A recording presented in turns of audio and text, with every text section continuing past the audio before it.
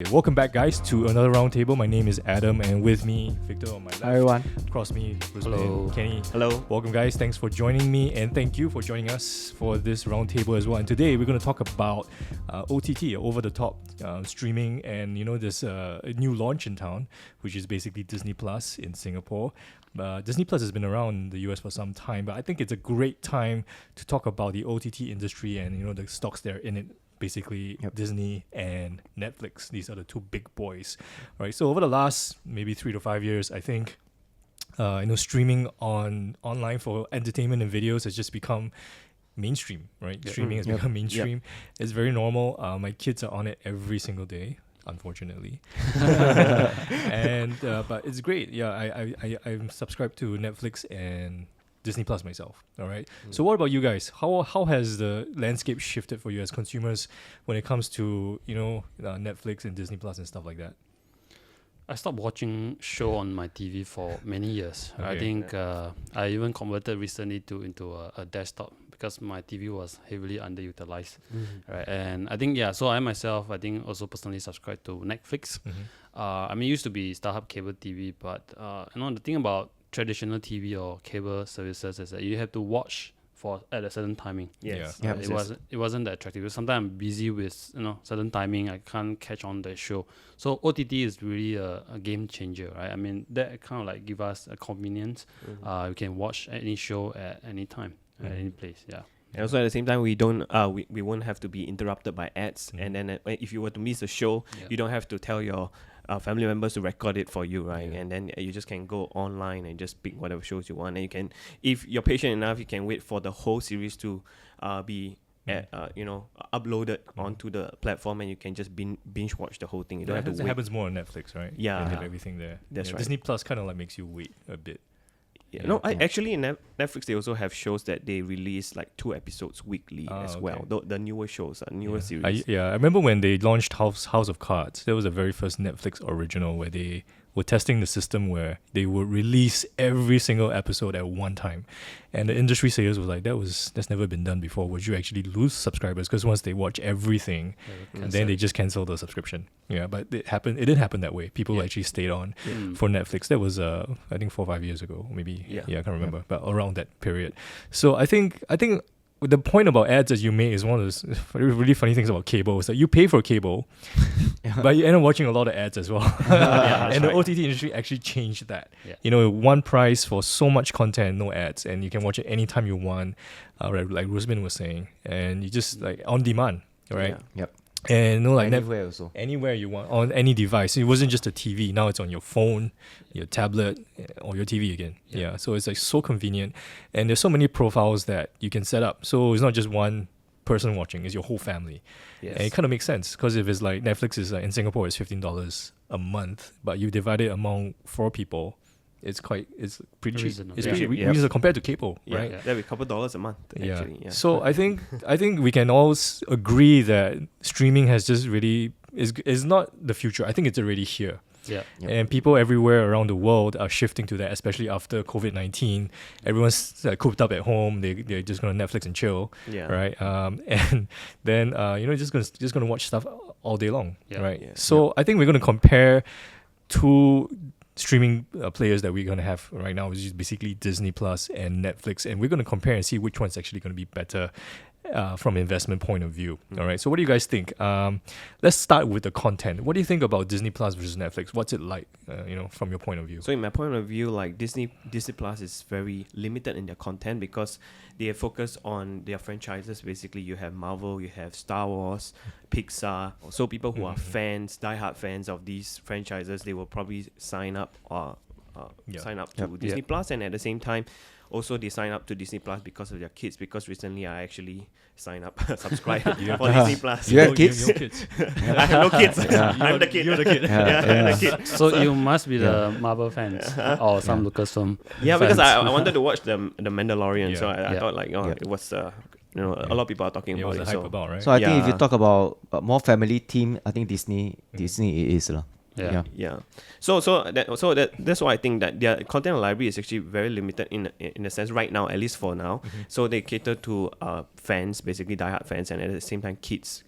So there are not a lot of cross demographic kind of shows like Netflix, where you can think about genres, right? You Korean can drama. Korean drama, or you can comedy, or like you can pick whatever it is, and depending on the region that they're in, they can cater the kind of content that they want to show to that particular country. Or I think content is going to be a big thing, because I think why someone would subscribe is because of the content they can consume. Yes. So you're saying at this point, Disney Plus is a bit limited in its range. Yes. You have Marvel, Pixar, Star Wars, stuff like that, but then not much else. Yep. Yeah. Even though they're some of the best franchises in the world. I mean, all of us are Marvel fans, almost all. Right? Yeah. Yeah. I'm having a great time watching WandaVision.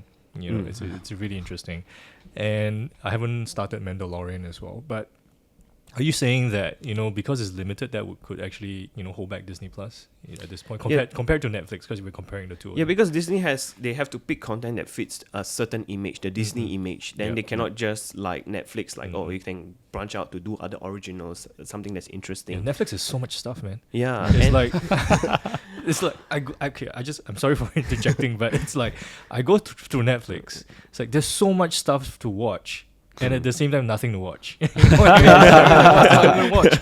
There's so many stuff. Yeah, but anyway, sorry. but of course Netflix originals, because they have to take risks, because you do not know what will be successful, what will not be, right? But when it comes to Disney, is they have a strong intellectual property, so they have all these franchises that they know people would want to watch, and the stories are out there. People who used to read comics about these Marvel comics especially, they know what's going to happen. They just want to see it played out on the screen. So it's a no-brainer for them. They utilize their own Disney studios to produce all these things, so they leverage on the same talent pool to produce what people would want to watch. So it's a no-brainer for them, and they can create sequels to the series or the movies, and or they can branch out, like having the Mandalorian, like pick one character out and create stories out of it. So it's quite interesting. So but the thing is, people will get tired of this after some time, right? After you pick Mandalorian, after you focus on every other character you can focus on, but there's a limit. You cannot just keep going on and on. Yeah, the kids won't get tired over kids watching will a get show tired, again and again. And again. But it's true. I mean, you get something called. I mean, there was a time where there's so many superhero movies, and there's something called superhero fatigue. Yeah. Right, because this again another superhero movie, and how much can they squeeze the cow dry? When it comes to Star Wars and Marvel, so they need to branch out of that and have like a whole range of content that not Netflix has. Netflix has comedy specials, it has Korean dramas, it has documentaries, it has interior design, it has cooking, so much stuff. Yeah. Yes. And they have their Stranger Things as well and all that stuff. So Netflix seems to have a really like something like everyone could watch. Yes. Yeah. But then Disney has the best IP in the business. You Yeah. can't beat what they have. Their content is king. Yeah. Yeah. So, but down the line, do you think that Disney could actually catch up with Netflix and have a range of content that could rival what Netflix has, while still not diluting their brand? What do you think? Yeah, I think that is still possible for sure, because Disney is really good at creating content, right? So I think they have great experience on that. Well, I think Netflix is trying to catch up, and they also have the animation part, which has actually done very well. They have the Cars. Right, and then Pixar Toy also. Story, under the Pixar brand. So I think, and they're also planning to actually invest a lot of money, I think, over the next few years. And by 2024, they're expected to spend about 8 to 9 billion in content each year. This is So for it's Disney? for Disney Plus. Yeah. So it's just a matter of time. I think the content will get bigger. The library will actually increase over time. But their content give me the feel that you will still be the same.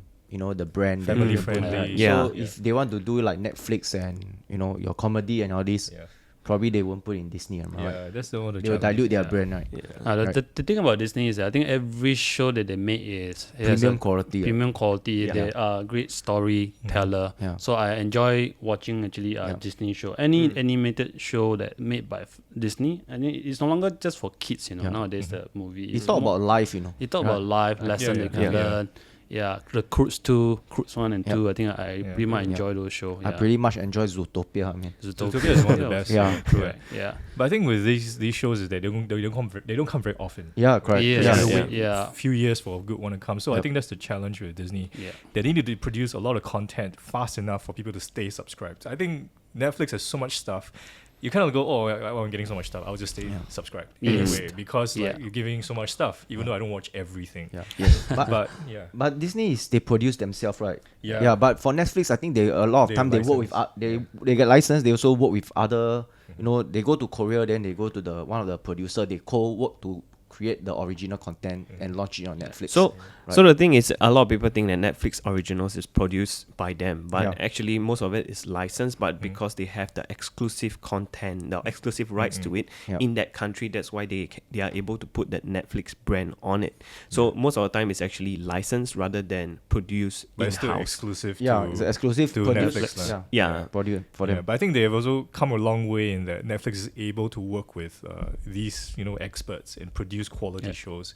I think that's important as well, not just like, hey, here, go spend some money and do something. So I think that experience that they had, I think House of Cards was the first Netflix original that they had, and there was a big question mark at that point in time. I remember when I was following Netflix, whether they could actually pull off their own original content, and they did it. All right, so I think Netflix has come a long way actually over the last 5 years. Yeah, Netflix as of today, I think they have close to 200 million paid subscribers versus Disney Plus, I think, which they have close to 100 million, 90 over million in paid That's subscribers. actually really fast. Yeah, they kind of like achieve Disney Plus achieved this within a year or so. Yes. Almost Ne- 2 From years. 1% to 18% of the market share. Yes. Wow, yeah. Yeah, and Netflix actually took about close to 10 years. 10 years? Ever Yeah. since they launched in 2007, they Yeah. took about 10 years to achieve the same number as what Disney actually has achieved. Yeah. So So, it's quite yeah. remarkable. Yeah. Yeah. Yeah, and the reason why is because in the past people are still dabbling in cable, right? They're still doing cable TVs, but then after that, as people all migrated to the online platform, right, streaming platform, so a lot of these studios, they saw this and think, hey, actually there's money To be made. To be made. Yeah. So I mean, all these 200 million subscribers could easily subscribe for another platform. So Yeah. they all decided to pull content out of Netflix because they usually license to Netflix, right? So they decided to pull out and open their own streaming platforms. I think they are betting on one subscriber, right? Not only subscribing on Netflix, but subscribing on multiple, Yeah, let's talk about that since you guys brought it up. I think we can see that the OTT industry is becoming more fragmented. Yep. Yep. It used to be just Netflix. One subscription to Netflix, you can catch so many shows. You could watch Disney, everything was there. Yeah. And then people started to see that this was going to be the future, and everyone wanted to have their own OTT. So Disney Plus, HBO Max, Peacock, etc. So what do you guys think? Do you think that the market is enough space for so many OTT providers, especially in the US, and how many, channels or OTT platforms would a subscriber or consumer actually subscribe to? Yeah. So recently I saw statistics, right? They're saying that Americans are willing to sign up for 3.4 services, and that on average costs about $29 a month. So if you were to compare that to cable, which they subscribe for about $107 a month, that's really nothing to them. That's one Still a good saving. Cable is for them. expensive, man. So in a way, what most consumers would think is they are actually going around to buy channels. So I'm going to buy Netflix, I'm going to add more channels, which is Disney, so on and so forth. But I think also at the same time, you're not paying the full price when you share it with your friends and family, 4 or 5 sharing $12 a month. That's not much. I think the barrier to entry is still quite low. That's why people are willing to buy a few, Netflix, your Disney Plus and all this. I was saying that I was reading online and I was reading about this parent. He actually subscribed to almost every of the TV channels that all these OTT on in the US. And he after a year he decided to cancel off your HBO, your Peacock and all this, right? So he didn't really watch Disney Plus that much. So he decided he wanted to cancel Disney Plus, but he can't. Because his kids want to watch Disney Plus. Ransom by the kids. Yeah. Yeah. So I think probably in the next 10 years, there's probably going to be a consolidation in this industry, and probably the top two will be Disney and Netflix, right? Yeah, probably. Yeah, At this most stage, I likely. think it's more of like streaming provider versus cable. But once cable TV die out, I think in the future we may potentially see a lot of consolidation coming in. I mean, I used to subscribe to HBO Max, where I was watching Game Game of of Thrones. Thrones at that point in time. Right after the show ended, I canceled my subscription. That's it, Yeah. because they no longer produce great contents inside. Maybe they do, but it's just I'm not interested anymore. Whereas for I think Netflix so far, I'm still subscribed to them. I still also subscribe to Prime. I also subscribe to Apple TV because it was given to me for free, or because part of the subscription that I had with Amazon and Apple. Yeah. So I think at the end of the day, it really depends on the content, right? So if you can bring in good content to the consumer, people will stay on subscribe. Yep. And this is where I think Disney shines the best. Yep. They have the Yeah. best Yes, yeah. content But anywhere. also not forgetting, like Netflix has been around for a long Yeah, time, so first they have mover a advantage, lot of yeah. data on a lot of people. So for example, I think you were mentioning like they release one season of a show and it's not profitable and they just kind of Yeah. cut it. Yeah, I off, read right? that there was this headline on this article where they're saying, why does Netflix cancel your favorite shows after 2 seasons? I read that and it was like, oh, so the analytics was telling you that even though the show could be popular, critically popular, but the analytics just tells you it doesn't make sense to continue in that investment in producing a next season of that show, even though it's well received, and they just cancel it. And you cannot. So those people who are watching the show, they're just kind of left hanging. It's like, oh man, it's gone. But that's the way it is nowadays, because with all this data analytics, they kind of know what works best for their service. Yeah. But we also cannot forget Netflix also created quite a few very good content. I mean, if you Google search last year's top 10 shows, TV shows, right? TV shows. Yeah. 8 out of 10 is Netflix, you know, Netflix, on the right? top, Yeah. you know, right? Yep. Yeah. You got especially the Queen Gambit, you know, is like yeah, everybody's Queen's like Gambit watching was really Queen good. Gambit. Yeah. Yeah. Yeah. So Queen's Gambit was good. Yeah. So I think Netflix has come a long way in producing really top-notch quality content that I think it deserves a place in its own right.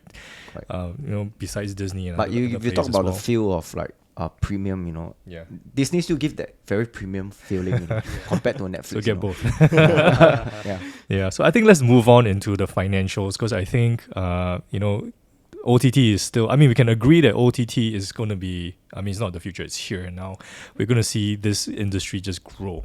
All right, and I think if you're still wondering whether people would subscribe, I think entertainment is just shifting from cable to OTT.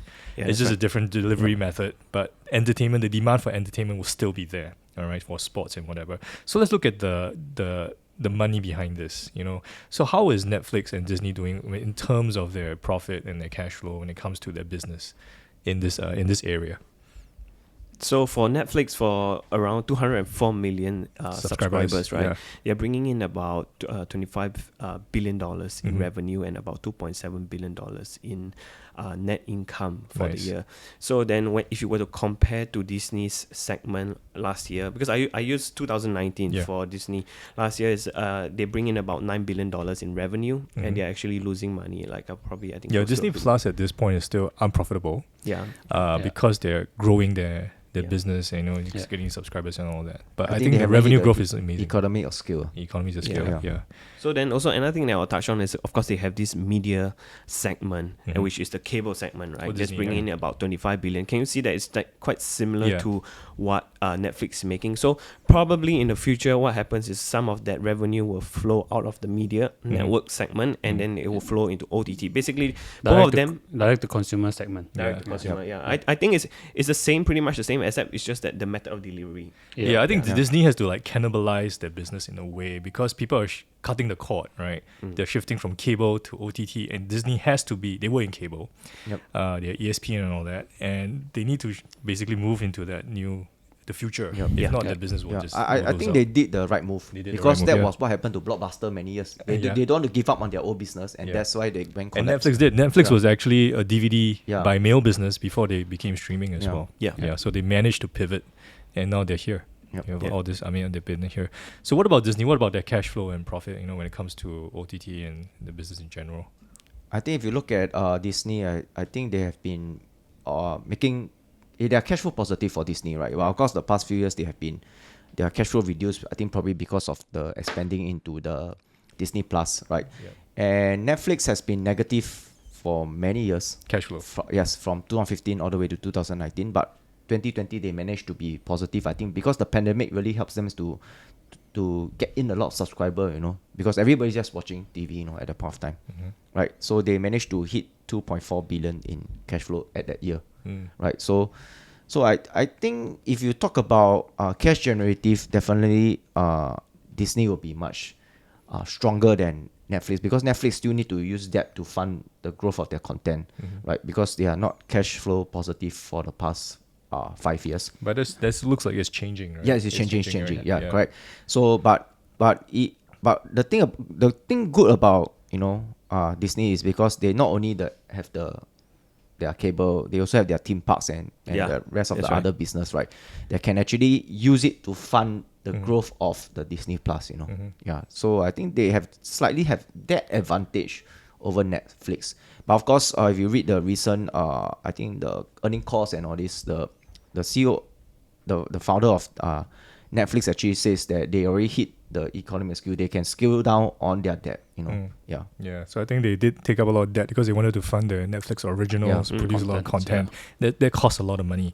And I think they've gone through that hurdle and now they're cash flow positive. And I think cash flow is the main thing here because you have to continue to burn money to create content. And that's the advantage of Disney here because they already have a cash flow generative business model in their theme parks, even though, I mean, right now, COVID has just basically closed down their theme parks, right? Yeah. But once it gets up running again, Disney has a lot of ammunition. They have the best IP, and they have all these theme parks that would actually, they kind of like cross-sell each other. You watch your favorite shows, I want to go to the theme park and enjoy the Mandalorian or buy the toys. the toys and all that. I think it's just this whole thing that the whole Disney engine kind of just works together. It's one of the best things about them. Yeah, that's right. They can profit from the experience, creating the experience, and as well as the products. Because I can see a lot of people hugging around this mini Yoda. That's true. So my kid kind of use mini baby Yoda as his avatar. So I was like, oh, that's baby Yoda.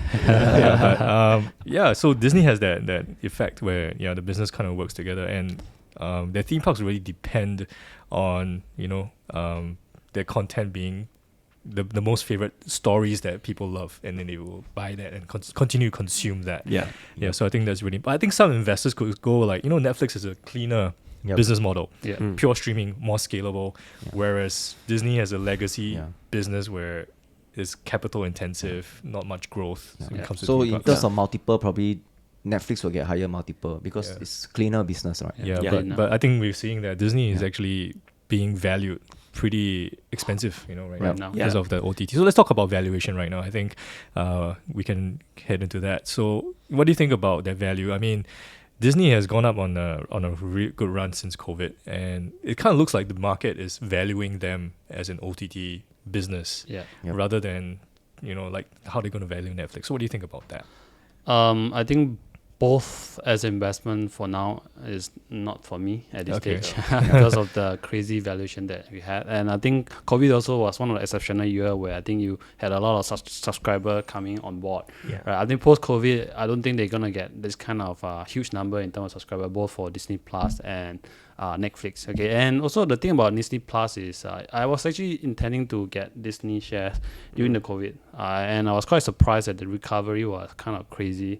People was pricing them as if that they were Netflix. I think they were pricing that how much the revenue, the number of users that they're getting, and so far I think they get quite a number of users. And but I was expecting that the park, the resorts, all the other the legacy, the traditional businesses that Disney owns are actually not going to do well, which in fact it is the case, but the price gone up. The market has just kind of like put that aside and say, Disney is now an OTT business. I'm going to value it that way. Forget the theme park. And because I think it's more valuable now because of their recurring revenue, and they think that whatever they build on that platform, they can actually profit it from their theme parks and other things. So I think they kind of like project everything into the financials, although it's not, it hasn't recovered yet. Actually, on the high side, they shouldn't make money because now companies that don't make money go up. That's the secret. At least revenue must go up though. At least the revenue must go up. It's all about subscriber growth, revenue growth,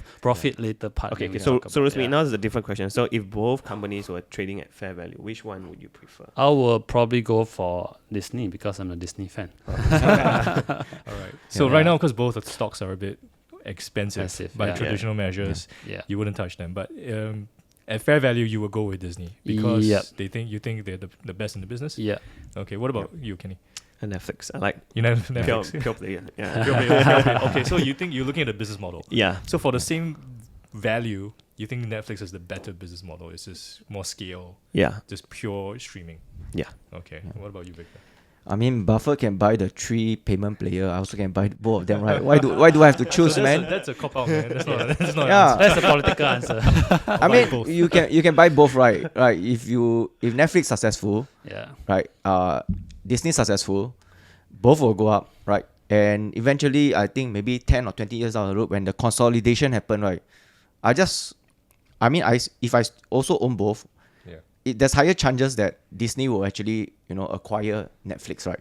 Right. Well, You never know, okay. but it's at this moment, it seems like the financial power is stronger. Or they're gonna block it, Yeah. Stop. You never know because there's still other players out there, so Yeah. it don't seems like a monopoly, There was actually talks many years ago of Disney buying Netflix because there's an easy way to just get into the OTT business. That was before Disney Plus, but then they decided to do their own OTT. Yeah, so I think that's a viable answer as well, to just buy both, because I think these two are. I think, like you say, there's going to be fragmentation in the industry, and there's going to be some consolidation. I think these two will still be around. Yeah, I mean, look at the past in the cable in the US. They also two big players. They just acquire each other. I think merge together and all this. Yeah. For me, I would pick Disney. I still love Yeah. what Disney stands for. I think they're the best in the business when it comes to content, and there's so many ways that they can produce. Many different stories out of our favorite stories that we have. Yeah. And I mean, Netflix is a close second for me. Yeah. Still very good also. Well, ultimately it boils down to growth, right? Yeah. See, Yeah. whichever can grow faster, definitely I'll go Yeah, for we could that. argue that actually Yeah. Disney Plus has more room to Tremendous grow, growth, maybe. yeah. Yep. Yeah, maybe. Yeah. Even though they have the legacy business and all that, Yeah. that could hold it back. Yeah, but good discussion, guys. I think Yep. that was really, really good. So thank you for joining us for this roundtable. I hope you really learned something from the OTT industry. And if you like this video, feel free to hit the like button as many times as you like, even though I know it only counts as one. And then, of course, subscribe to our channel, because we have many more roundtable discussions coming up with all 4 of us. You are the 5th person joining us. Thank you so much for joining this roundtable, and we'll see you around. Thank See you. See you.